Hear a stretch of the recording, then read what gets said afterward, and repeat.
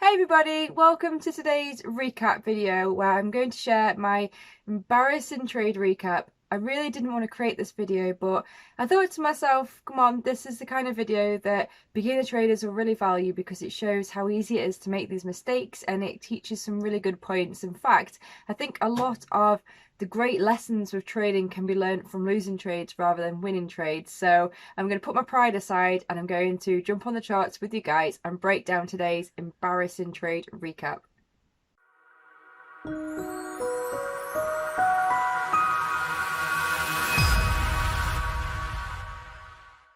Hey everybody, so before I dive into this analysis for this embarrassing recap, I just want to clarify a few things with you guys. So first of all, I am a beginner trader. I am by no means profitable yet. I'm still working towards that goal of consistent profitability with my trading, in particular Forex. I've been trading for a couple of years now. I've been studying, I'm still studying, and I'm still practicing. And I'm very much approaching this from a perspective where I'm trying to manage my risk, because I think that is one of the most important things with trading, is not taking silly risks. That means that you can make thousands one day and blow up your account the next. So I try to provide a very realistic approach to what it is like learning how to trade as a beginner. So, don't follow me along with my trades because I'm just sharing what I'm learning. But if it all sounds good to you and if you are new to the channel, by all means, subscribe below and do hit that like button. And let's dive into this trade. So the first problem I had when I did this trade, and I realized this afterwards, as you do, right? You lose a trade and then you start to actually think about where you went wrong and where you lost. And for me, I think a big part of that was that I actually carried out my, I usually do a weekly analysis at the weekend when the markets are closed, but I was busy last weekend. So I thought, oh, I'll do it Monday morning. So Monday morning, I was carrying out my weekly analysis. And after an hour or so of going through the charts, plotting, support and resistance zones and pivots on a variety of currency pairs, I got to the Euro New Zealand dollar and I felt like that was ready for a trade. And I think this was a problem because I think that I was a victim of analysis paralysis. I'd spent an hour going over so much chart data, I had no break, and then I dived right into a trade. And I think that by doing that, it kind of stopped me from really seeing the bigger picture, the larger perspective, and it made me miss a few what I see now as obvious points. And if I'd have seen them before, I probably wouldn't have gotten into the trade. So from this, straight away, I've told myself I'm not allowed to do my weekly analysis and then immediately trade. And by all means, I need to keep my weekly analysis to the weekend when the markets are closed to take away that temptation. There's a little bit that I've learned there, but without further ado, let's jump into the trade and see what you think for yourself. So as I said, I was looking at this trade on Monday morning, the 7th of September, and I was looking around about this point right over here on the 4-hourly chart. So I was using the 4-hour chart for my technical analysis, and then I executed the trade on the 1-hourly chart. So I got into the trade roughly around about 11 o'clock in the morning here in the UK.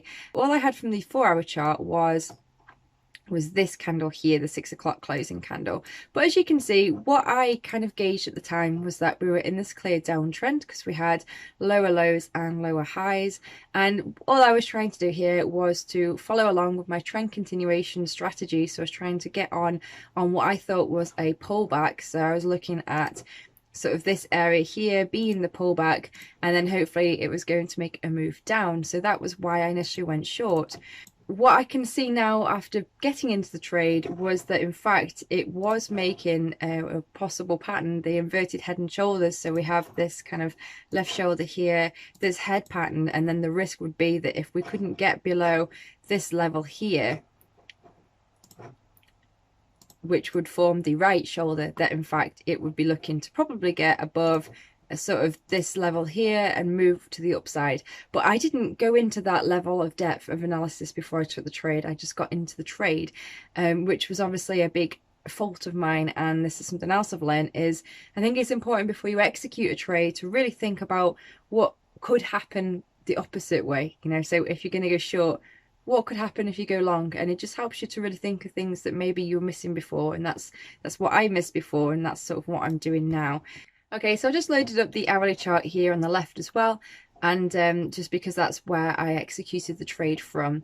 And what I was looking at here, I felt like we were making kind of like a double top pattern here, sort of like an M pattern on the hourly.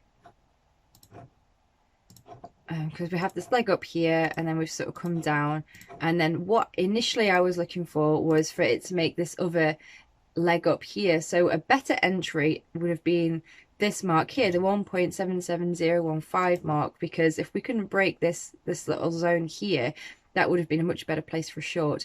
But again, when I actually took this trade, I'd spent an hour looking at charts. I kind of knew that, I know that I did. But I had this large red candle down here and I had FOMO. I thought, oh, it's already moving downwards. It's already made this sort of second top here. And I just didn't really calculate it very well at all. So when I looked to get in was just after this green hourly candle.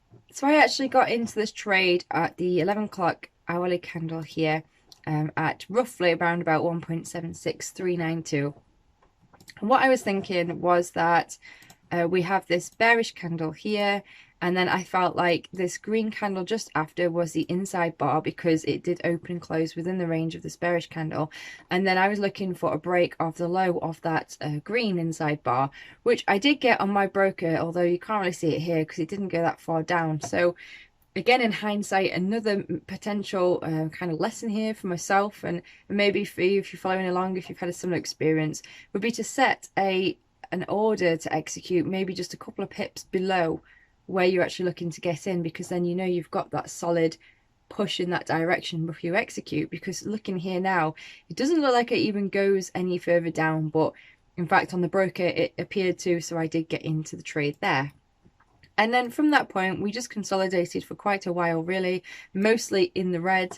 Had this opportunity here where it came down, but it was in the early hours of the morning on the following day, so I wasn't really looking at the charts thinking whether I should get out break even or not there.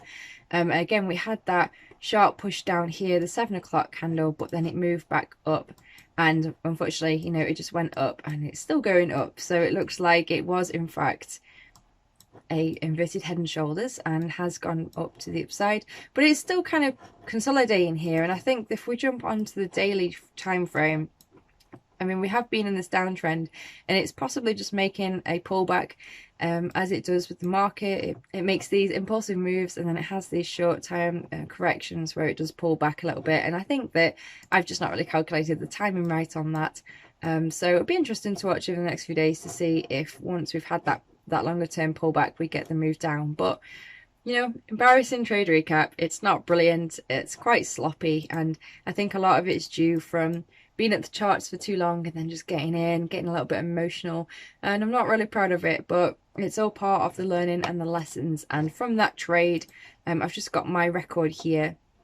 So I ended up losing about 50 pips, but I keep my risk the same. So whether I'm risking 10 pips, 50 pips or 100 pips, I'm always risking the same percentage per trade, because that's my risk management plan. I always risk 1% per trade with an attempt to make 2%.